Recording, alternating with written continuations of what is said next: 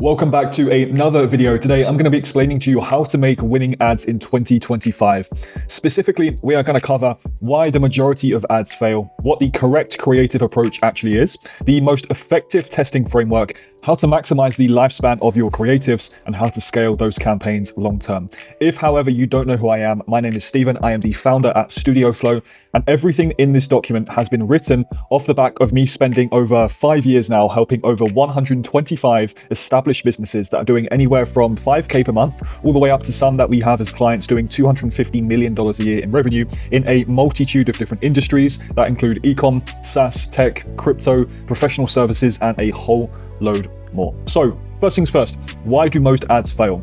From my experience, there are 3 core reasons why ads don't work. Fundamentally, it's because of either the fact that their creative process is broken, they are not testing properly, or they are using outdated strategies. So what do I mean by this?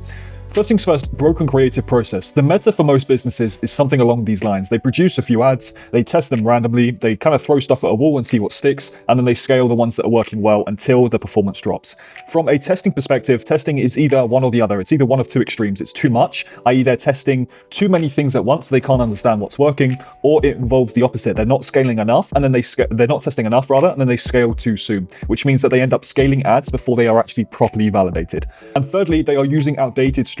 So what do I mean by this? Well, nowadays consumers, and just to make the point, this really does, talk about everyone, because even when you're a B2B business and you are targeting businesses, it is still a consumer within that business that the ad is being seen by. Consumers resist anything that looks remotely like an ad. Winning ads in 2025 feel completely native to the platform, and they blend into the user experience rather than interrupting that experience on the platform. What this then causes is a cycle whereby, what I call spike and crash. So brands end up reactively solving the problem because, as you can see here in this instance, the ads are winning, they're doing well, they're getting good performance from them, so they scale them up, but then the performance drops. So it's like spike and then it's crash, and then it gets to the point where the performance is dropping and they have to act reactively because they don't have anything in place in order to respond when the performance does crash. Unclear results because they have too many variables when they're testing, so things start to work well, but they don't know what's causing it to work well. So it could be a case of it is the headline that's very effective, but they think it's the imagery, so they start testing other ads with different headlines but the same imagery, which don't work well because, of course, it was the headline in the example that actually caused the performance to work so well. And then thirdly, wasted ad spend on creatives that weren't optimized for long-term performance. So as I said, they scale ads too soon, and they are pouring more budget into ads that aren't validated and were never going to work long-term, of course, which is a big waste of spend. Now then, what is the actual correct creative approach? In short, this is what it looks like, just using this diagram to visualize this. 20% high risk and high reward, 50% proven winners, and 30% consistent performers. So 20% of the ads that you are running should be high risk and high reward, i.e. they are new concepts, completely new ideas, new angles that have the potential to drive very, very substantial growth. 50% should be proven winners. These are variations of ads that you have previously ran that were successful that you knew would work well, even if you micro-optimize and iterate slightly. And then 30% of the ads you should run should be consistent performers, so previous evergreen creatives that generate you consistent results. Now, as you can tell, the overarching theme here is that the majority of successful companies are treating their creative strategy almost like an investment portfolio.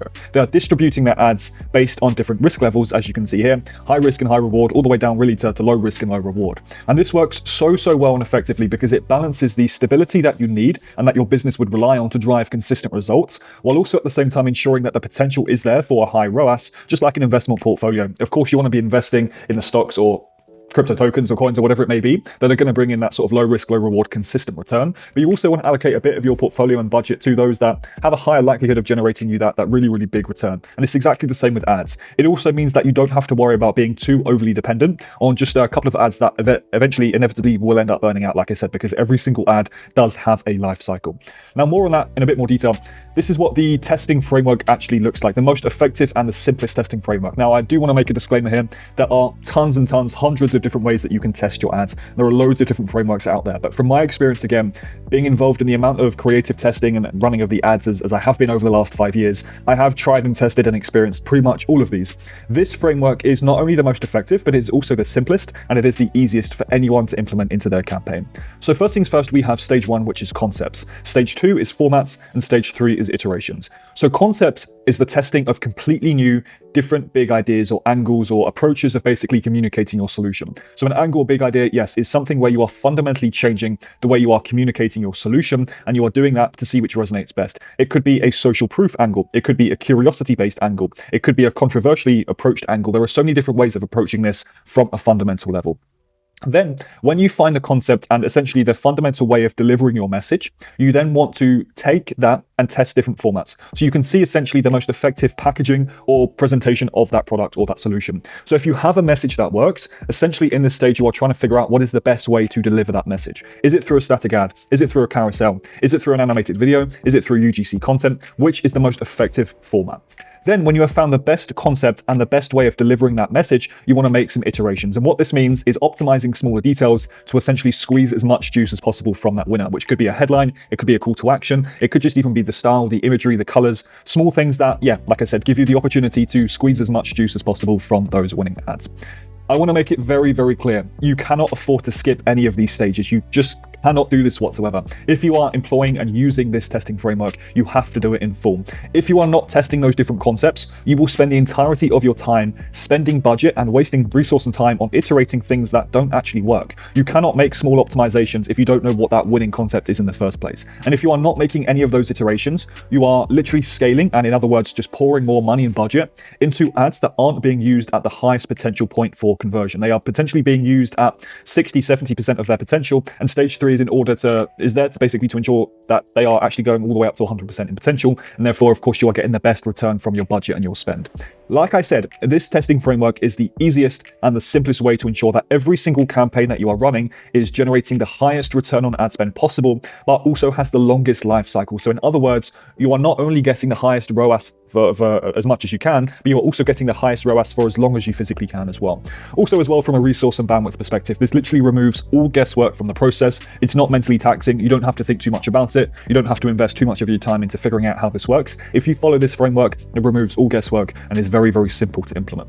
So beyond that, I want to talk about maximizing the lifespan of your creatives. This is something that I've touched on in the last couple of slides. But to start down here, before I dive into this diagram and explain this, every single ad in the world has a limited lifespan. Now, to make this clear again, disclaimer, limited does not mean short, it just means finite. There is not a single ad in the world that can effectively run forever. Even the world's best ads will eventually drop in performance because of fatigue. People have seen the same thing over and over again. It will happen eventually. The difference is that for the better ads, this takes longer to happen compared to the bad ads that this pretty much happens immediately because it was never effective in the first place.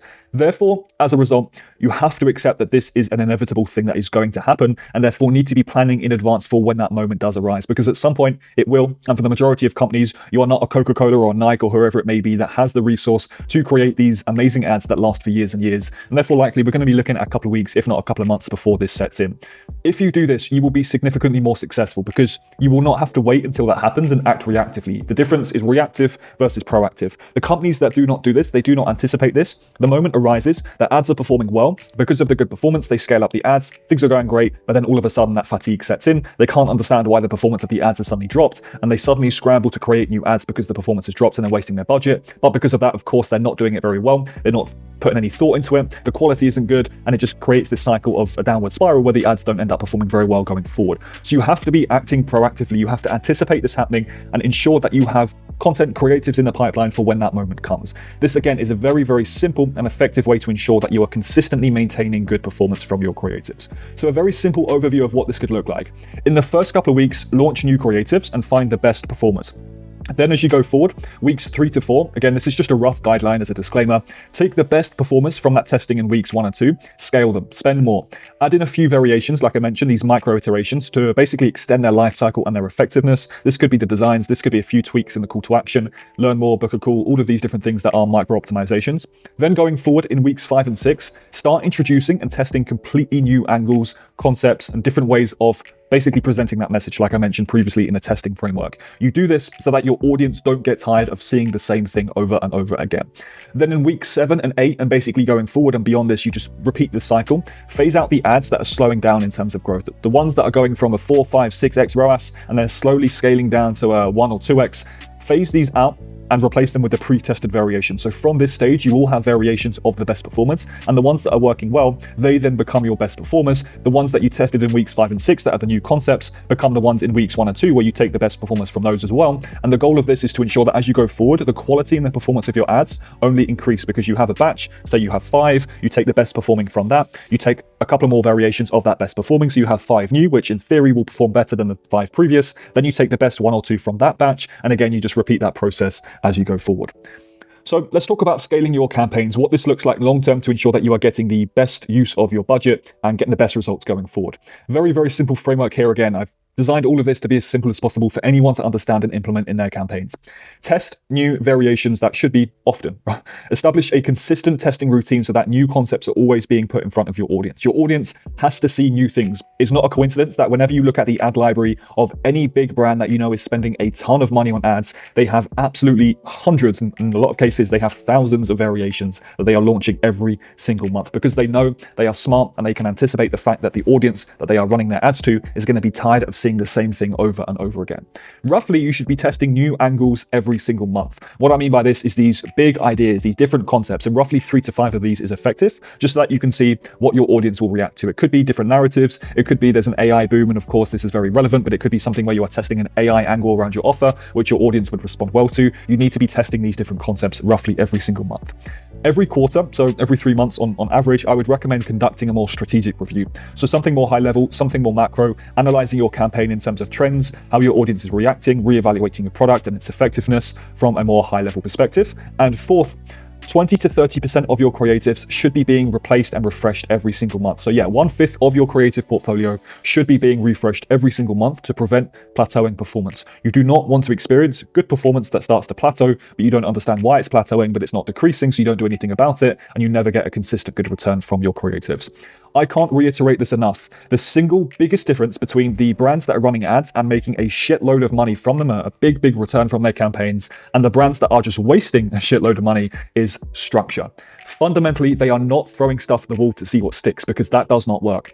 They are building actual full-on systems for consistently producing and optimizing creatives in the exact same way and to the same effort that they would create a system for their internal management operations. They are creating frameworks that allow them to generate ads on demand proactively rather than reactively, that they know will be effective with the same degree of effort that they would put in for any other marketing activity. And they are building a structured pipeline in order to act proactively the exact same way and to the same degree of effort that the sales team would manage the pipeline or the CRM for enterprise deals. You have to be putting in the same level of effort for your creative production as you would for any other department or section of your business. This is the biggest difference, having that structure between having ads that work well, convert and generate you a fantastic return, and those that plateau and end up declining in performance.